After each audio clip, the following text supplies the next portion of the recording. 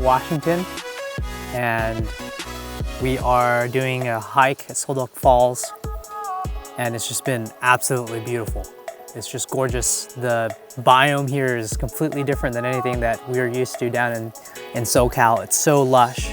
It's almost like a rainforest, and I can just can breathe. Like, it's just so fresh and the air is so crisp. There's something that I've been wanting to share for a while now. A couple weeks ago, I was diagnosed with COVID. I took a test out of an abundance of precaution, and it turned back positive. During that time, I only had very mild symptoms.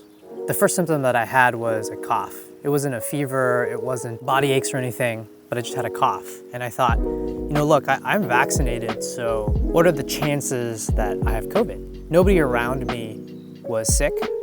Not my coworkers, none of my patients had COVID, or at least that I knew of. And so I just took a test just to be safe. I remember that day that I received the results, it was kind of like surreal. I opened my email, it said, you know, your COVID test is back.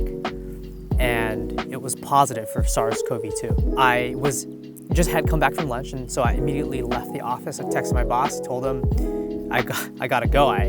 Please call me when you receive this message. And he stepped out, and I had a conversation with him, and over the next 10 days, I entered quarantine. I was unable to work. I was unable to see anybody, including Mei Wen. Thankfully, she didn't get sick, which I think is crazy, living in the same household and everything. Day 2 was, some body aches, no fever still, neck, back kind of achy, fluey kind of thing, no vomiting, no diarrhea. Day 3 was when I really had some symptoms. I had a little bit of congestion, runny nose, and of course this cough that I even have until today. And I also had a pulse oximeter at home. I was able to put it on my finger, and the first 2 days it was 99% normal. And on the third day, I was just sitting at my computer and it went down to 96. And that was like a real come to Jesus moment for me, because I had no idea what I could do to make it better, what I could do to make it worse. There was nothing that I could, treat this with, and so this lack of control really was scary, and I just had to surrender it.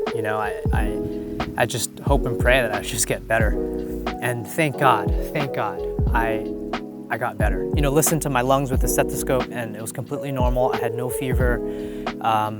Had no awkward breath sounds.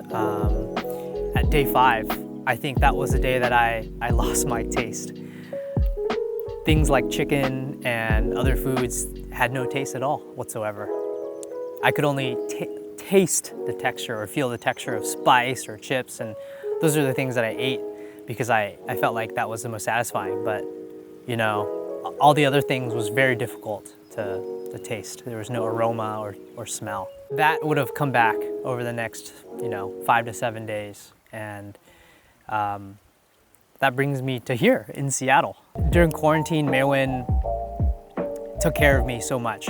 I was unable to eat without her. I wasn't able to go anywhere. My only interaction with people was through the computer.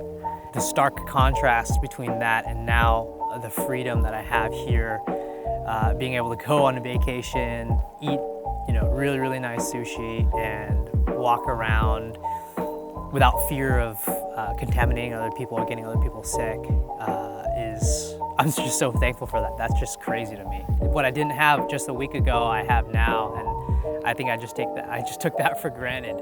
I tested again for COVID a couple weeks ago, I think day 10 of my symptoms, and I tested negative, which was a sigh of relief, because that meant that I wasn't shedding the virus. I wouldn't be able to get other people sick. I'm just grateful to be here in Seattle and experiencing this weather. It's amazing.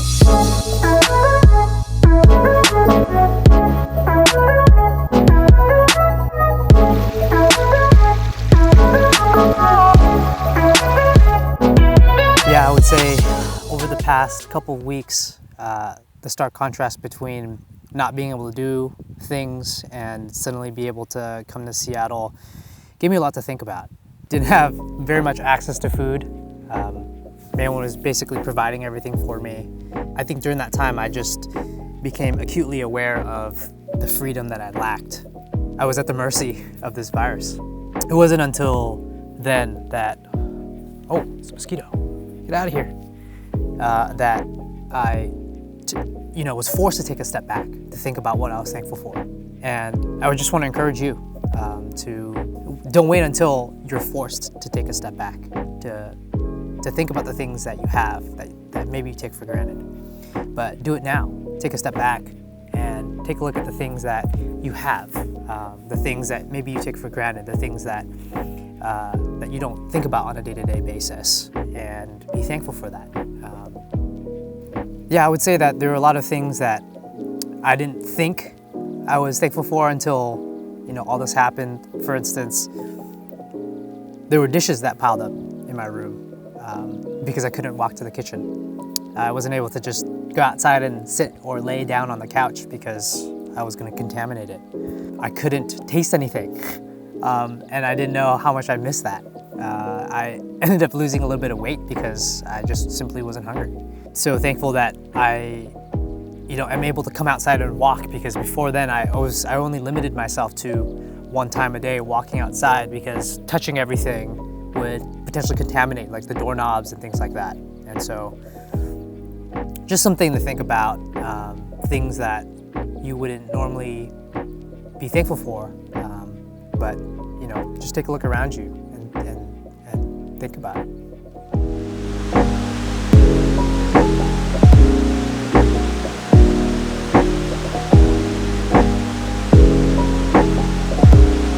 We made it to Soldock Falls. We made it! It was a really easy walk, and I did drink my coffee, which there is actually none of because I drank it all. But it was a really nice walk. Megan and I enjoyed our time here. There's her coffee. Are you done with it? Oh! No, not done.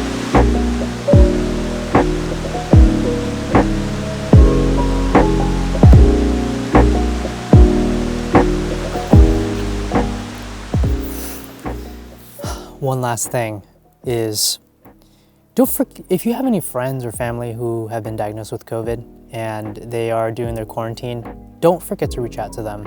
I think COVID has so much stigma already as it is, and it's so isolating. Quarantine itself is a tough process because they are reliant on other people taking care of them. You reaching out, just saying hello, I know for me, really, gave me the strength to carry on.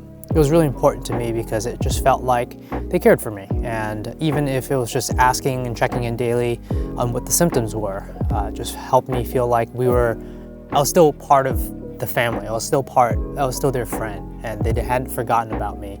Even though I couldn't see them physically, I could at least talk to them, over technology. And so if you know anybody, this is your sign right now to talk to them and ask them how they're doing.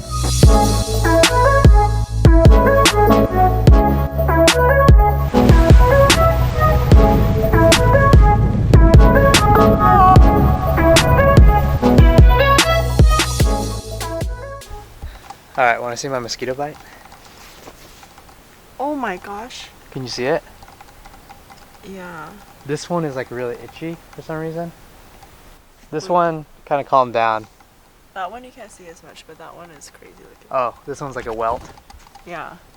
Man, that mosquito got me twice. Through my shirt too. I should have just yanked the shirt and then its little mouth would have snapped in half. Its little mouth.